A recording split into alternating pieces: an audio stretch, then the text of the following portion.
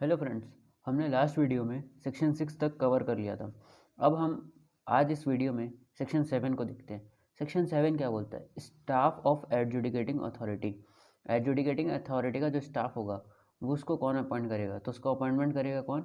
Central government appoint करेगी। उसके बाद जो officers and employees of adjudicating authority shell discharge their function under general superintendence of chairperson of adjudicating authority. मतलब ये बता दिया गया है कि जो स्टाफ होगा, जो ऑफिसर्स और एम्प्लॉयज़ होंगे, उनको अपॉइंटमेंट तो स्टेट गवर्नमेंट कर रही है, बट कहीं ना कहीं उसका जो सुपरिटेंडेंस पावर है वो किसके पास है? वो है चेयरपर्सन ऑफ एडजुडिकेटिंग अथॉरिटी के पास। अब आते हैं हम सेक्शन नंबर 8 में। सेक्शन नंबर 8 बात करता है एडजुडिकेशन के बारे में। ये बहुत इंपॉर्टेंट सेक्शन है। इसमें प्री पॉइंट ऑफ व्यू से क्वेश्चन बन सकता है।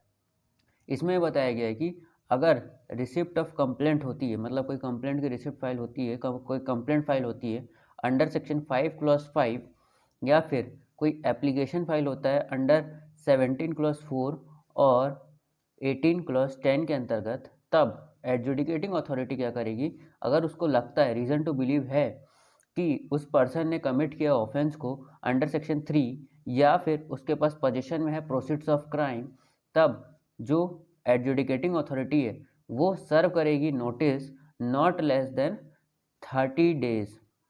ये एक इम्पॉर्टेंट कंसेप्ट है। आप इसको, ये क्वेश्चन पूछा जा सकता है कि नोटिस कितने दिन के अंदर सर्व किया जाता है, कितने दिन का सर्व किया जाएगा? तो नॉट लेस देन 30 डेज के अंतर्गत एक नोटिस जारी किया जाएगा कि उस पर्सन को कॉल किया जाएगा कि आप आइए और बताइए कि वो इनकम या फिर अर्निंग या फिर जो असेट है उसकी क्लैरिफिकेशन आप दीजिए आके, और bye means of which he was acquired property attach under 5+1।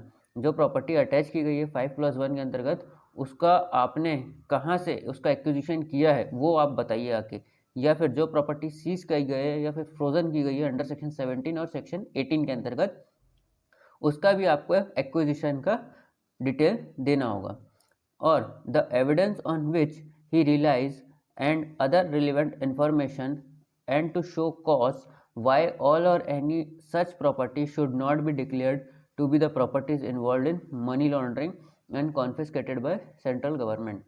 और आपको आके क्लैरिफिकेशन और शो कॉज करना होगा कि क्यों सेंट्रल गवर्नमेंट उस प्रॉपर्टी को मनी लॉन्ड्रिंग की प्रॉपर्टी या फिर ना माने और कॉन्फिस्केट ना करे। इसके बारे में आपको स्पष्ट क्लैरिफिकेशन देना होगा आके। ये बताया गया सेक्शन 8 के अंतर्गत क्लॉज 1 में। अब आते हैं क्लॉज 2 में। क्लॉज 2 क्या बोलता है? क्लॉज 2 में बताया गया कि जो एडजुडिकेटिंग अथॉरिटी शेल आफ्टर, मतलब आफ्टर कंसिडरिंग द रिप्लाई को कंसिडर करने के बाद, if any two the notice issued under subsection 1, अगर कोई सबसेक्शन 1 के अंदर नोटिस इशू किया गया और उसका कोई रिप्लाई किया गया, तब उसके बाद and hearing the aggrieved party, सुनने के बाद, एंड द डायरेक्टर और any other officer authorised by him on by in this behalf and taking into account all relevant materials placed on record before him. मतलब जो notice किया गया उसका reply आ जाता है तो ठीक है, सुन लेंगे उसको, और जो एग्रीड पार्टी है उसको सुन लेंगे और डायरेक्टर को सुन लेंगे, और जो अदर मटेरियल इन्फॉर्मेशन है उनको सुन देखने के बाद जो एडजुडिकेटिंग अथॉरिटी है वो क्या करेगी? बाय एन ऑर्डर, एक ऑर्डर पास करेगी, रिकॉर्ड अ फाइंडिंग, जिसमें फाइंडिंग लिखा रहेगा वेदर ऑल और any properties referred to in the notice issued under subsection 1 are involve in money laundering. तब वो ऑर्डर पास करेगा एडजुडिकेटिंग अथॉरिटी कि वो पर्टिकुलर प्रॉपर्टी जो है वो मनी लॉन्ड्रिंग में इन्वॉल्व है या नहीं है। उसके बाद आते हैं क्लॉज 3 में। क्लॉज 3 में बताया गया है where the adjudicating authority decides, अगर एडजुडिकेटिंग अथॉरिटी डिसाइड करती है क्लॉज 2 के अंतर्गत कि वो जो प्रॉपर्टी है वो इन्वॉल्व है मनी लॉन्ड्रिंग में, तब ही shall by order in writing confirm the attachment. यहाँ पे अब उसका अटैचमेंट का कन्फर्मेशन हो रहा है अगर वो प्रॉपर्टी मनी लॉन्ड्रिंग में इन्वॉल्व हो रही है तो, अंडर 5+1 और retention of property record seized frozen under section 17 और सेक्शन 18 के अंतर्गत। कन्फर्मेशन होने के बाद उसका अटैचमेंट कन्फर्म हो जाएगा and record a finding to that effect, उसके बाद एक फाइंडिंग लिखी जाएगी।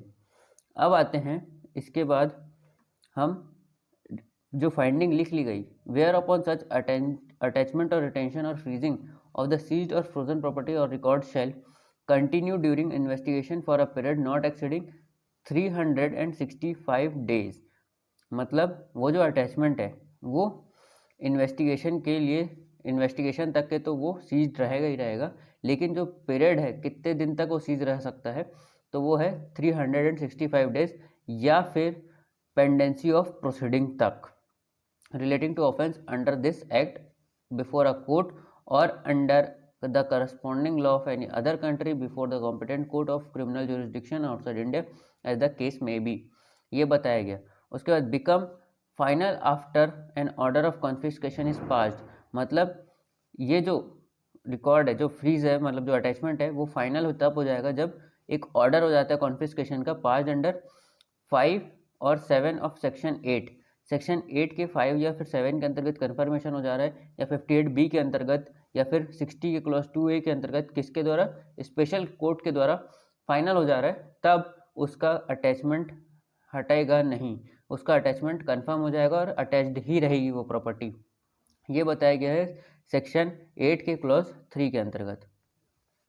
अब आते हैं हम सेक्शन 8 के क्लॉज 4 के अंतर्गत। क्लॉज 4 में बताया गया कि अगर कोई प्रोविजनल ऑर्डर जो पास हुआ था 5 क्लॉज 1 में अगर कंफर्म हो जाता है अंडर सबसेक्शन 3 में जो कंफर्मेशन हो गई है, उसके बाद जो डायरेक्टर है या फिर जो अदर ऑफिसर है, ऑथोराइज किया गया है कोई डायरेक्टर या फिर कोई अदर ऑफिसर जिस उनके द्वारा ऑथोराइज किया गया है, तब fourth will take the position of property, मतलब ये जो डायरेक्टर है वो किसका पोजीशन ले लेंगे, जो प्रॉपर्टी अब परमानेंटली अटैच हो चुकी है, अटैच अंडर सेक्शन 5 या फिर फ्रोजन कर दी गई है under sub section 1A of section 17।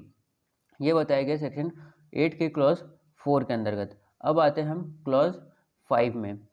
Clause 5 में बताया गया है where on conclusion of trial, conclusion of trial होने के पर, मतलब ट्रायल खत्म हो चुका है उस पर, of an offence under this act, तब स्पेशल कोर्ट को लगता है, स्पेशल कोर्ट ना, स्पेशल कोर्ट को लगता है कि जो ऑफेंस ऑफ मनी लॉन्ड्रिंग है वो कमिट हुआ है, it shall order such property involve in money laundering और which has been used for commission of offense shall stand confiscated to central government। मतलब सिंपल है, अगर ट्रायल खत्म होने के बाद स्पेशल कोर्ट को लगता है कि वो जो प्रॉपर्टी है वो मनी लॉन्ड्रिंग की थी, तो उसको अटैच ही रखेगा और उसको कॉन्फिस्केट कर दिया जाएगा सेंट्रल गवर्नमेंट के द्वारा।